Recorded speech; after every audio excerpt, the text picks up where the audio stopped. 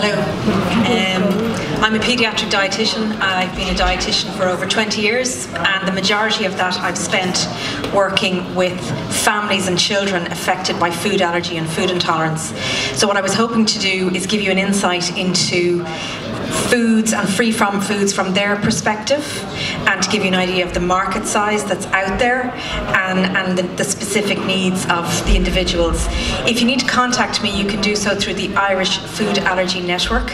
It's a network of professionals. We don't have a patient focus as of yet, but it would include food manufacturers, food producers and caterers.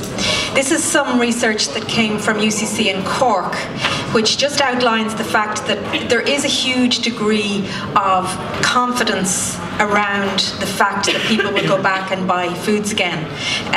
So consumers do buy products on the basis of trust and accuracy, and that becomes even more so important in the realm of food allergy and food intolerance. So what is the size of the market that you're talking about?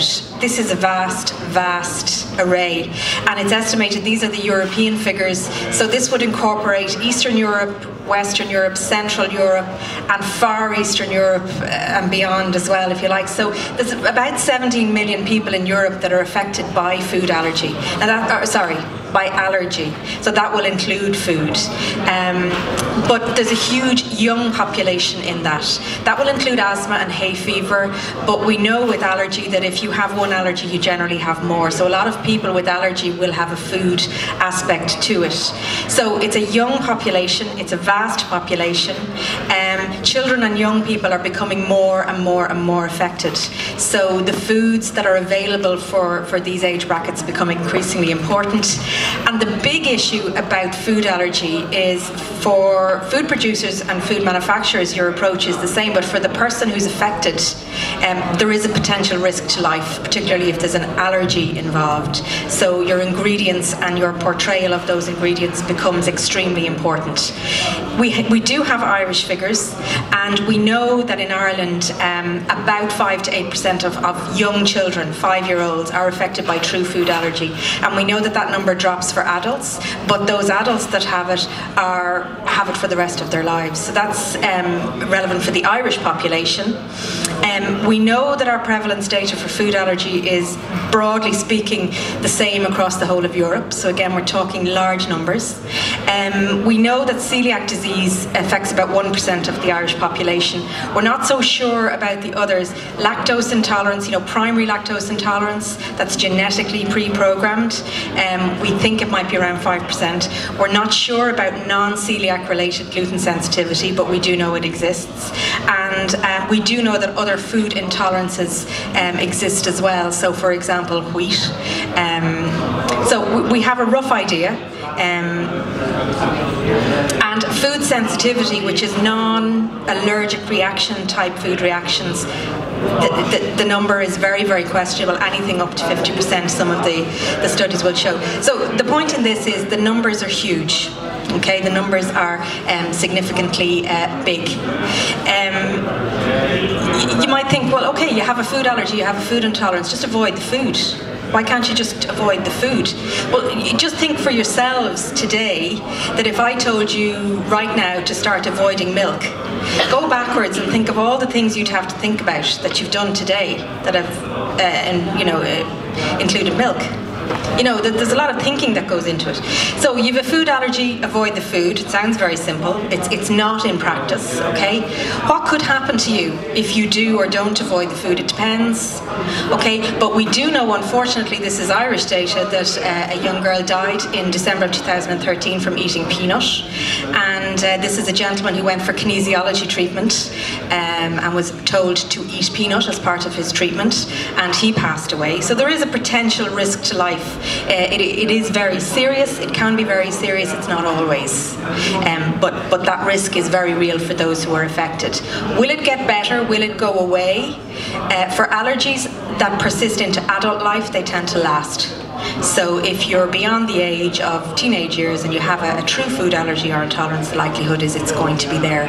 So again, these numbers are big. Okay? So to talk to you about the free from concept, For example, if I was to go around and swab surfaces in this room, I will guarantee you I'll find peanut protein, because it's an extremely sticky protein.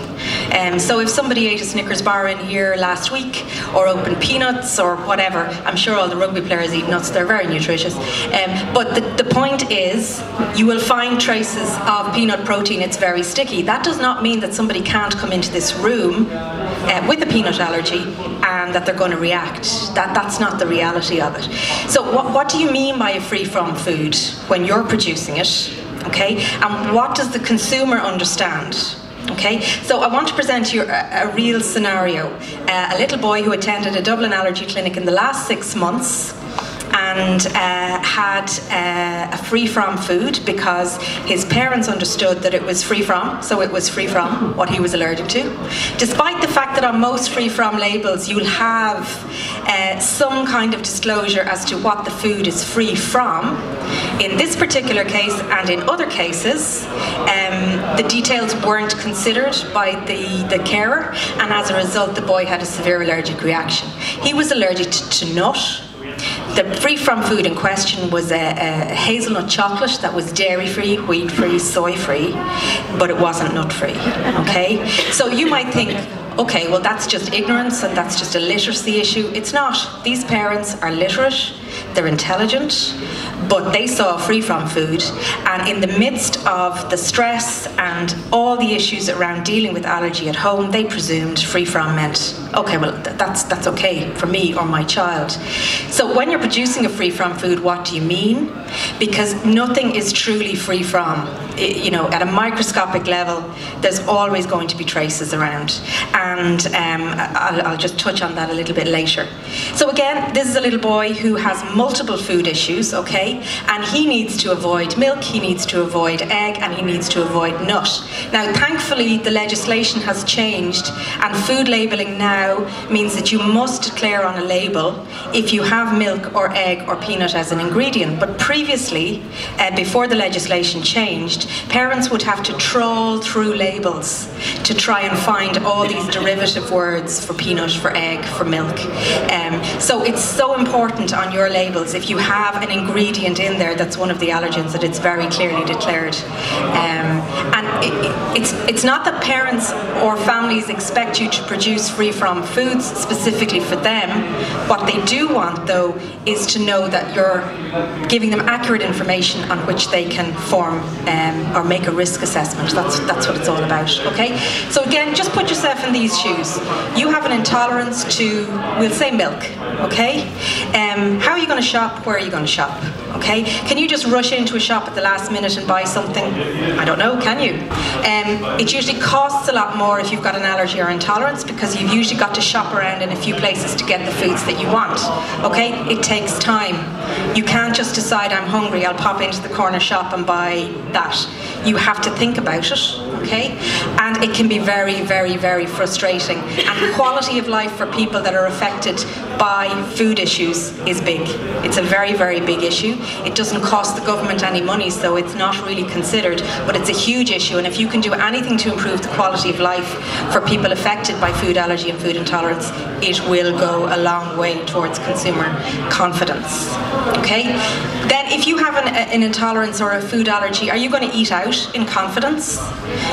You know, what about buffets? What about parties? What about self-serve salad bars? Or what about a deli counter? Or going in and getting your roll made? You know, all of those things. So if you produce foods for any of these areas, just to be conscious of the fact that, you know, there will be a cohort of people that have a food issue that are probably going to avoid all of those settings. And is there anything you can do about that to encourage those people to come in? Well, there is. Okay, we're talking every label every time. So every time a person eats your food, we're teaching them, the medical community are teaching them to read the label, because today you may source your ingredients from X and tomorrow you may source them from Y, and the ingredients change. So it's not just, okay, well we'll check the label today and we'll continue eating that food forever. We're teaching people to check their labels all the time, and we're talking anything that goes onto the skin or into the mouth. So that could be medicine, it could be chewing gum, it could be toothpaste, it could be washing powder that contains food, so maybe not your realm, but something to consider, okay? And if we ask people, and if we look at where the majority of reactions to food take place, out of all of these, so home, office or work, or eating out, which includes restaurants or self-serve or lunchtime delis, it mightn't surprise you to notice that the majority of reactions take place outside of the home and work environments. They take place in restaurants, in eating out, and in fact, safe food, this is old data, but it's still relevant, just shows you the proportion of people, and this was in 2012 when the economy mightn't have been as good as it could have been, and anything up to half of the respondents eat out at least once a month. So again, that's a big market, okay? And again, this is just alluding to the fact that people who eat out need to have confidence in the product and the staff that are delivering it, okay? Just to show you this just differentiates between the people who have a severe tendency and the people who have a mild tendency. For you, it doesn't matter. As a food producer, if you're producing a milk-free food, then you're producing a milk-free food. For these people, it really matters, because for these people who eat milk and who are allergic to it, they have a chance of reacting in a severe way. For these people, they have a milder reaction. So the spectrum is vast of reactions, but the message is that both these sets of people and families need to know the same information, what's in my food, okay? And you might think, well, look, if you don't need to eat, if you think you're allergic to milk, for example, why don't you just cut it out? There are huge quality of life issues in cutting out one food, and those quality of life issues go up with the more foods you avoid. Okay, so it becomes a huge quality of life issue. We're seeing rickets again in Ireland in children, which we haven't seen in a long time due to milk avoidance, and growth can become affected, particularly in children, not so much in adults. So very, very real effects to cutting out food, whether you need to or not. These things can happen, okay? So if you can see this food label, it's very blurred, I'm sorry, but just have a look at it, and it says the ingredients in this particular food are peanuts. But then it has an allergy statement that says produced in a faculty that processes peanuts and tree nuts and might contain peanuts or tree nuts. Now, how are you supposed to make sense of that information?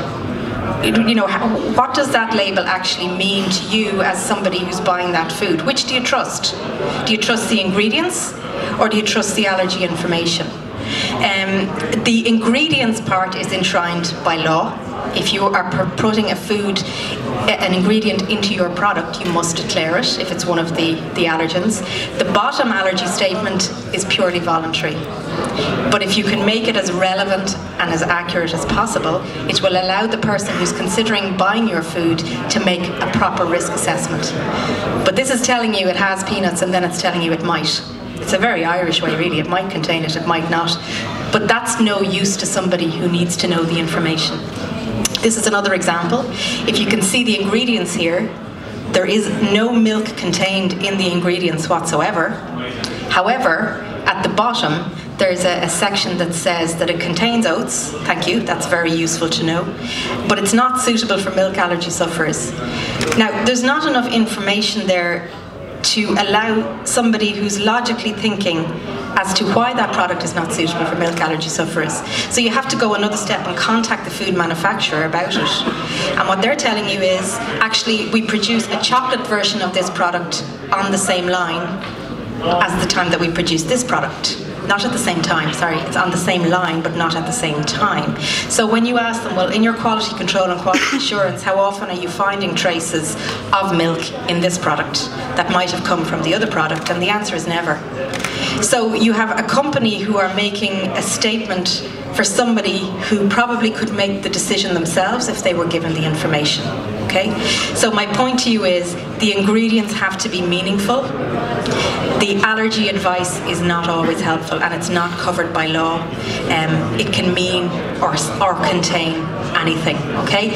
I'm putting up this with a big caveat that there are huge gaps. When I told you there's no such thing as a free-from food, there isn't, because we haven't agreed what the minimal level of an allergen is. We haven't agreed what people react at what level. So there are huge gaps, okay? But the bottom line is, okay, keep it straightforward and simple. Food allergy and food intolerance exists. We know that. Free-from foods have a huge role potentially to play in this market. Okay, for the people buying the food, they need to be able to make a risk assessment, and they need the information to do that. And the information that you provide, if it's reliable and if it's accurate, you have a high chance of the person buying your product and growing confidence in that product and coming back to it. Thank you for listening.